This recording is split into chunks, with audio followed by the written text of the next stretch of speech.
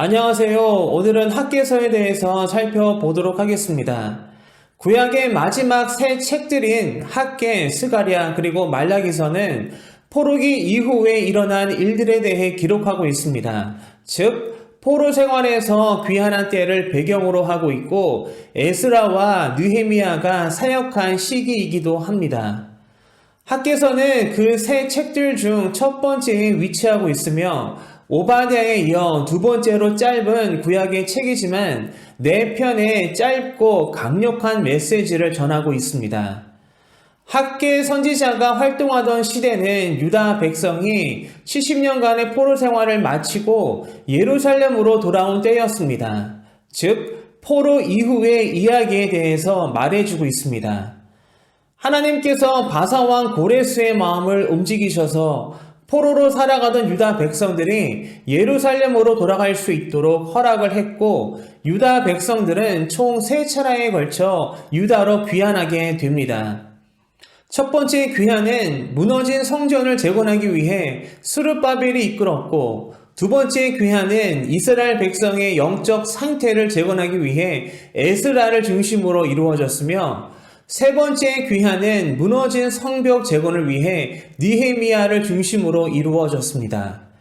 학개 선지자는 이러한 세 번에 걸친 귀환들 중 첫 번째 귀환에 속합니다. 그는 무너진 성전을 재건하는 과정 속에서 유다 백성들에게 하나님의 메시지를 전했습니다. 참고로 학개 선지자는 하나님의 말씀을 선포할 당시 나이가 많았던 것으로 보여집니다. 그래서 학개 선지자는 예루살렘이 멸망하기 전 웅장하고 아름다운 하나님의 성전을 기억하고 있는 사람들 중 한 명이 아니었을까 추측 짐작해 봅니다. 이렇게 첫 번째 귀환에서 돌아온 이스라엘 백성은 스룹바벨을 중심으로 무너지고 폐허가 된 성전을 재건하게 됩니다. 그런데 성전 재건의 일은 순탄하지 않았습니다. 성전을 재건하는 과정 속에서 주변 토착민들, 즉 사마리아인들의 공격이 있었던 것입니다. 그러한 성전 재건을 방해하는 상황들 속에서 공사는 잠시 중단하게 되었는데 그 기간은 점점 길어졌고 그 상태로 무려 20년 가까이 시간이 흘렀으며 공사는 재개할 기미를 전혀 보이지 않고 있었습니다. 그리고 백성들은 자신들을 그러한 상황 속에서 합리화시키고 있었습니다. 학개서 1장 2절에서는 다음과 같이 기록하고 있습니다. 만군의 여호와가 이같이 말하여 이르노라. 이 백성이 말하기를 여호와의 전을 건축할 시기가 이르지 아니하였다 하느니라. 이렇게 유다 백성들은 이런저런 핑계를 대며 자신들을 합리화시키며 성전 재건을 이어갈 수 없는 정당성을 스스로 찾고 있었습니다. 유다 백성들은 그렇게 오랫동안 방치되어 있는 성전에는 별 관심이 없어 보였고 오히려 자신들의 집을 지으며 아름답게 꾸미는 일에만 관심이 있어 보였습니다.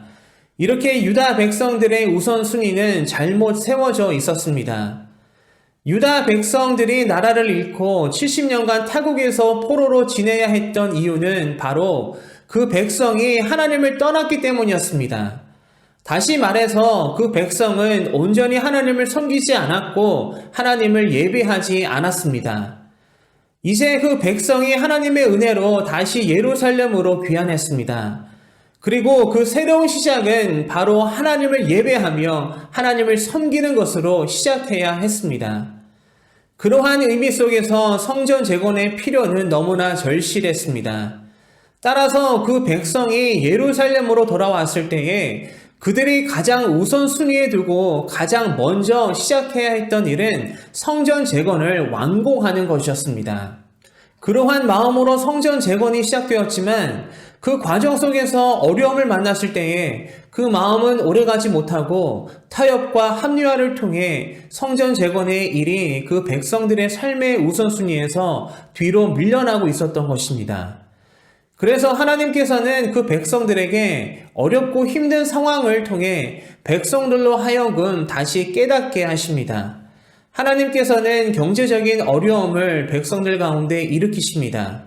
학개서 1장 10절 그리고 11절은 다음과 같이 말해 줍니다. 그러므로 너희로 말미암아 하늘은 이슬을 그쳤고 땅은 산물을 그쳤으며 내가 이 땅과 산과 곡물과 새 포도주와 기름과 땅의 모든 소산과 사람과 가축과 손으로 수고하는 모든 일에 한재를 들게 하였느니라. 백성들이 성전 재개를 전혀 생각하고 있지 않을 때에 하나님께서는 그들에게 잠시 어려운 시간을 허락하셨던 것입니다. 백성들은 가뭄과 흉년을 겪게 됩니다. 이러한 상황 속에서 하나님께서는 선지자 학개를 백성들에게 보내셔서 하나님의 말씀을 백성들에게 전하도록 합니다. 그들이 겪는 어려움과 늦어지는 성전 재건이 서로 관련이 있음을 일깨워 줍니다. 백성들이 식량이 부족하여 어려움을 겪는 것은 성전 재건이 완공되지 않았기 때문임을 알게 해 주셨습니다. 그리고 성전 재건이 완료되면 하나님께서 그 백성들을 축복해 주실 것임을 말해 주었습니다. 이렇게 학개 선지자는 성전 재건의 일을 오랜 세월 동안 방치한 것에 대해 책망하고 백성들의 삶의 우선순위를 다시 바로잡아 공사가 속히 재개될 수 있도록 강력하게 하나님의 말씀을 전하며 백성들을 권면하며 격려했습니다. 백성들은 그러한 학개 선지자를 통해 들려주시는 하나님의 말씀을 듣고 마음을 새롭게 하여 성전 공사를 다시 시작하게 됩니다. 이렇게 성전 재건 공사가 다시 시작되면서 학개 선지자는 백성들을 위로하며 격려합니다. 백성들을 향한 하나님의 축복에 대한 소망을 말해 주었고 새로운 성전의 영광이 이전 영광보다 더 클 것임을 선포했습니다. 그리고 그것은 장차 그곳에 임할 예수 그리스도의 영광에 대한 예언이었습니다. 학개서를 읽고 묵상하시면서 우리 자신을 한번 돌아보기를 바랍니다. 우리의 우선순위는 어떠할까요? 하나님을 삶의 최우선에 두고 있습니까? 아니면 혹시 우리의 욕심과 야망으로 인해 하나님께서 뒤로 밀려나 계시지는 않을까요? 우리의 삶의 우선순위를 바로 하기를 바랍니다. 하나님을 우리의 삶 가운데 가장 최우선에 두시기를 바랍니다. 이렇게 우리의 삶의 우선순위가 하나님을 중심으로 바로 세워질 때에 하나님의 크고 놀라운 은혜와 축복을 누릴 것을 믿습니다. 그 은혜를 경험하시는 여러분들 모두가 되시기를 소망합니다.